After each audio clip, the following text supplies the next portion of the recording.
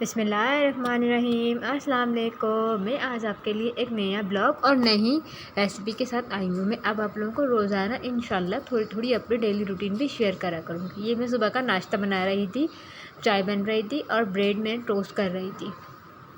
देखिए मैंने कितनी अच्छी लाइट सी गोल्डन सी हल्की हल्की सी घी डालकर इनको ब्रेड को टोस्ट कर लिया था। ये मैं अपने नाश्ता बना रही थी।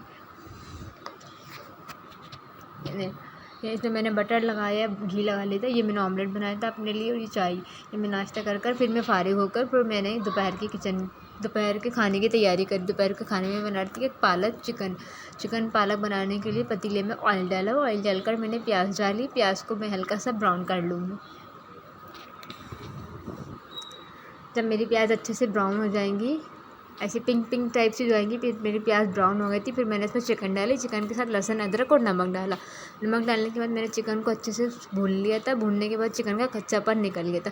फिर मैंने इसमें टमाटर डाले, 3 टमाटर, पीसी मिर्च, कुटी मिर्च, हल्दी, नमक, गरम मसाला, मिक्स गरम मसाला, गोल लाल मिर्ची और दही भी डाली थी मैंने इसमें।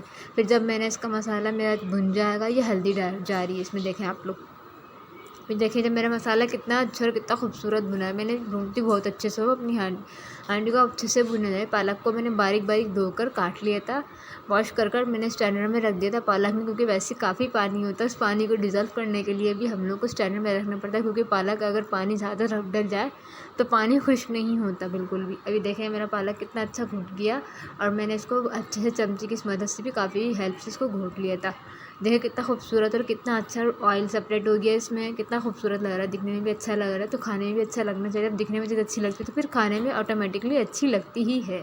फिर मैंने इसमें डाली जायफल, जावित्री और पिसा हुआ गरम मसाला। अपने टेस्ट के अकॉर्डिंग डाल लीजिएगा। आप लोगों को जितनी पसंद है गरम मसाले की स्पाइसेस। हमें नॉर्मल पसंद थी, मैंने नॉर्मल डाले। फिर मैंने बटर डाला। बटर का फ्लेवर बहुत मज़े का और बहुत टेस्टी आता है।